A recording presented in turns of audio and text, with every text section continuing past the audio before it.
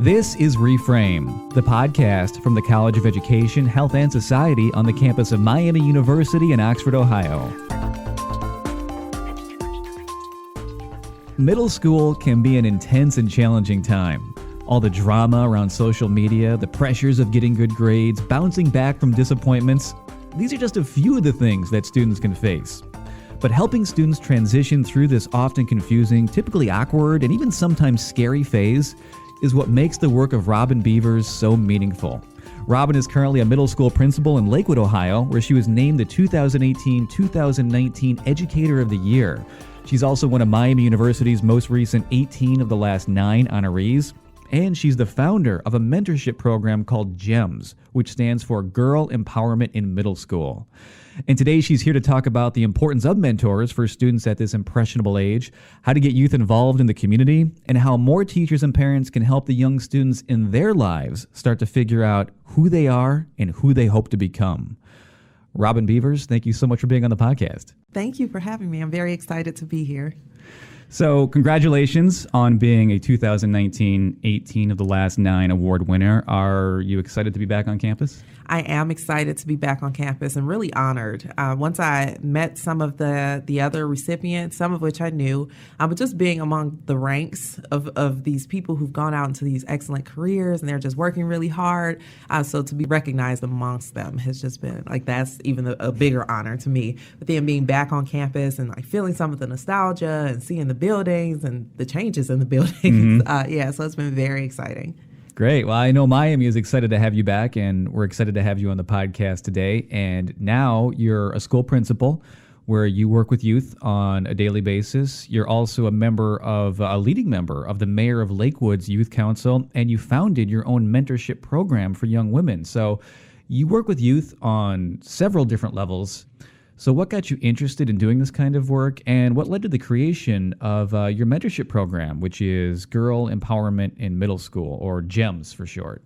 Well, as a middle school student, I think that's when I made the decision as to whether or not I was going to do something really positive with my life or not. And so I think it's really an instrumental time in our lives. Everyone remembers middle school, either how awkward it was or, how awesome it was, mostly how awkward it was. And so when I decided to go into education, I knew that I wanted to be a middle level educator and work with the students at that level because they are so impressionable. And it's a really intense time to figure out who you are and what you want to do and that sort of thing. So once I went to education and I became a teacher, it was actually my first year teaching when I met some students who, really they had some questions just about life and, wanted some guidance and some help.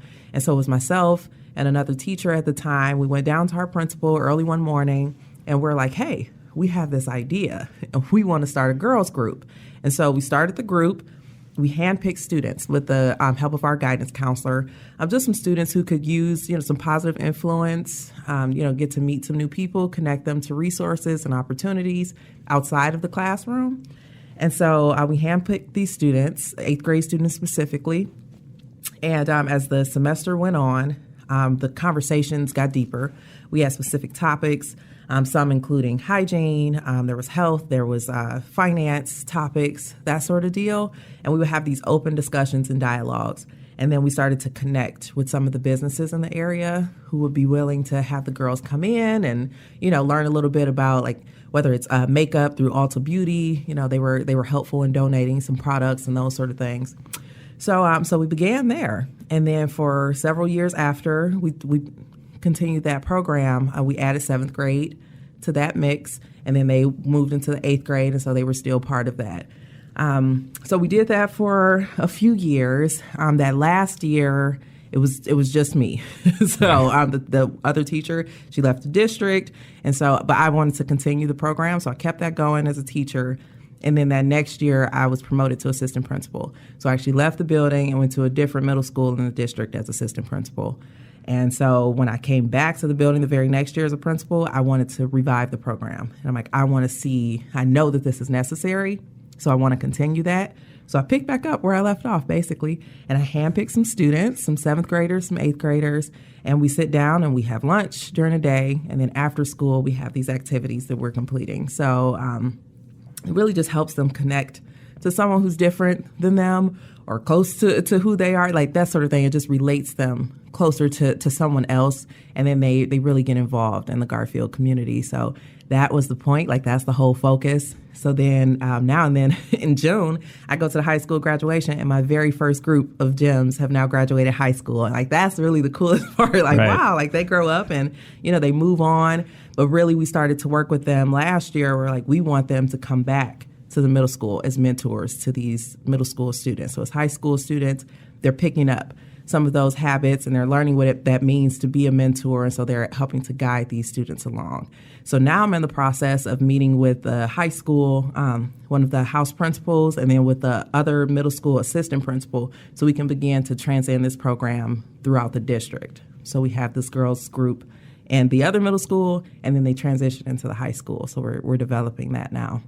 So I imagine that would make the program even more powerful if you have people who have gone through it, and then now they become the mentors who help younger women as well. Yeah, so it makes a huge difference. As a middle school student, I had a mentor, and she would take me out, and we go sit down at a restaurant, and she would tell me about her job and what her life was like, and then I saw her get married, and she started to have kids and that sort of thing. So it was just being connected to someone outside of my family, outside of school, that I otherwise would not have connected with.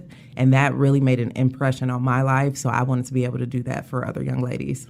And you mentioned middle school being an awkward time. In addition to that, what do you think are some of the biggest challenges that these students are trying to manage, or the problems they're trying to overcome? And have you seen some of the students that you've done this a few years now actually make a lot of growth and development and become like people who have gotten through these things?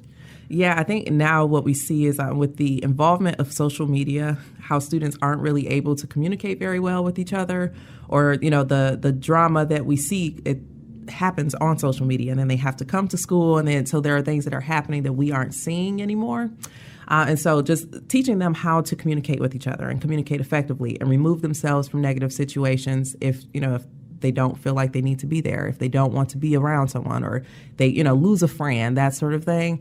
So it's a difficult time because you're figuring out how to push forward and focus on what your goals are while still being social and being able to connect to friends and do the things that you like to do, without causing, some sort of disruption. So that's the piece that's really important. And so now when I see some of my former students, and they'll email me. One of my former students, she emailed me at the beginning of the year. She picked up her diploma over the summer, and she just emailed me and thanked me for helping her move forward, because she doesn't know that she would have been able to complete high school if I wasn't helping her through. Even though she was no longer one of my middle school students, I still checked in with her. I still went up and talked to her at the high school, and over the summer she had a summer school course. I run the summer school program. So I was able to have conversations with her and just, help guide and push her along when she started to feel like this is exhausting and I can't really do this. And so having that feedback from those former students and just knowing that I made a difference in their life, and this program made a difference in their life, that's really important. So, yeah. What are some of the things that you see them have now? Like, they have more confidence, more like, what kind of empowerment has come about because of the transformation you've seen them actually grow within themselves? Oh, absolutely. More confidence, just in their academic strengths and their social strengths. I have a student, she's now at Ohio University on a full scholarship. So she started with me as a 7th grade student. She was in my first period class, the first 7th grade class I ever taught. And so she was one of those students we pulled in. She was quiet, a little reserved, but she was very wise for her age, and so she had a lot of input, and she was, so we were able to talk with her and motivate her, and so we kept in really good contact. And she had a younger sister, so in a few years, her younger sister was also in the group. And so I went this summer to her graduation party, and I got to see, so over the years, just staying connected. And that's one of the students, who I would reach out to and say, hey, like, how did you feel about this when you were in middle school? What could I do to help these young ladies? And so now to see her moving on, and she's in college now, and just because she was able to take hold of some opportunities, and, when she would reach out to me for recommendation letters and that sort of thing, like, hey, like, you were influential in my life. This program really helped me. Would you be willing to write a letter of recommendation? And so I find myself doing that a lot these days. So I'm seeing the benefits of this program. What do you think is some advice you would have for other adults? Because I think a lot of these issues, especially when you bring up the social media aspect of that being such a force in young people's and all of our lives now, but especially I imagine it being a very difficult thing for them to deal with, especially as adults they never went through that as kids. So it's hard for them to sort of see ways in which to best help them. So what kind of advice would you have for the parents or any adult who's working with middle school children to help adults, for them to help children in their lives thrive? Well, you know what? I would say first to listen to the students. Most students know what they need. They just don't know how to get it.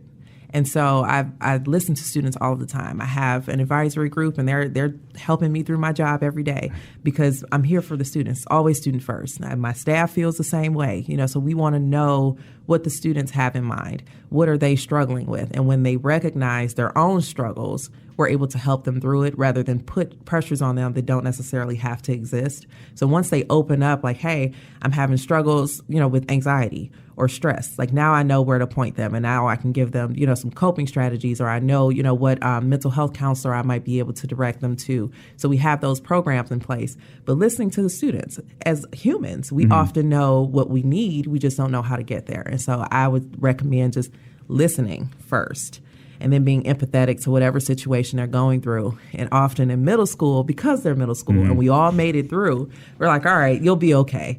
But they aren't okay in that moment. So even though we know they will be, we still have to be very cognizant that they are feeling very deeply what they say they're feeling, and not to dismiss that, to recognize that that is an issue for them, and then help them work through it. How do you think your work with youth in this way has influenced your role as a principal, and how do they carry over into your role as an educator and as administrative leader? It really helps found my philosophy of, my very student-centered philosophy.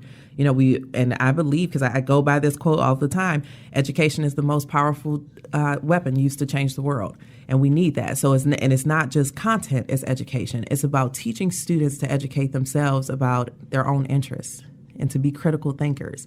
And so when I think about what it means to be a mentor and how we need to advise students, when I think about myself as an educator, I'm talking about what the student's future look like, not what my future looks like. I'm still working on my future each day, but they have to live into a world that I won't have to live in one day. And so they're responsible for what happens. And so we definitely want them to be accountable for their actions and to understand how their beliefs and their actions right now may shape their future. So I'm looking at that constantly. Like, what does that look like as an educator? What is my responsibility to these kids? And that's really sometimes to get out of their way. Let them handle what they know how to handle. Often if I have sometimes, actually most of the time, if I have a big issue with the student, I'm like, wow, I don't know what to do. If I talk to a student, they can give me the answer because they know this is their peer, this is how they might be processing. So it's really just being open to what the students have to say and what they have to offer, and I put that first. And so when we talk about being part of a youth council, the mayor of Lakewood, Mike Summers, who's an awesome person, he decided that he wanted to hear from the youth. He wanted to know what they had to say. So he proposed I'm on his the Lakewood Community Relations Advisory Council. And so through that council, we started to talk about the youth council. He came to us with this proposal. Hey, this is what I would like to see.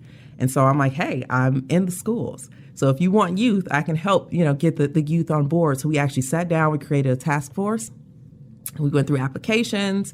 And we pulled in students, and it was great because I'm looking at these students. I was like, this kid was in my class. I know, I know a lot about this kid. I know what they've been through. I know what they've accomplished and what they can do on this committee. So being able to offer that voice, because these are community members who are giving up their time to volunteer to be on this commission. And so when they're looking through applications, sometimes having that voice behind it, that backstory, like, hey, like I know that this kid can really contribute to this. And so we were able to do that. So we formed our task force, and now they're looking for members to join the council. So then I opened that up to my middle school students. So any of my 8th graders could apply to join this youth council, and then they'll be able to have these meetings with the mayor, let him know exactly what's going on in Lakewood from their perspective and what they would like to see to make the city better. So that's just instrumental. As an educator, if I'm not talking to the students, if I don't know what they need, then I'm not doing my job. We have our competencies within the district that our superintendent has developed. He wants us all to focus on these, like communication and collaboration, creating global citizens. So we have, all of these traits that we want the students to really work on. And so my job as the middle school principal is to make sure that I'm feeding this into the students. So when they go into the high school and when they graduate and move on, they know that this was our mission, but not only for the school system, for the city as a whole, and then who they'll be as citizens in America in general. So when we look at that, we have to talk to the youth.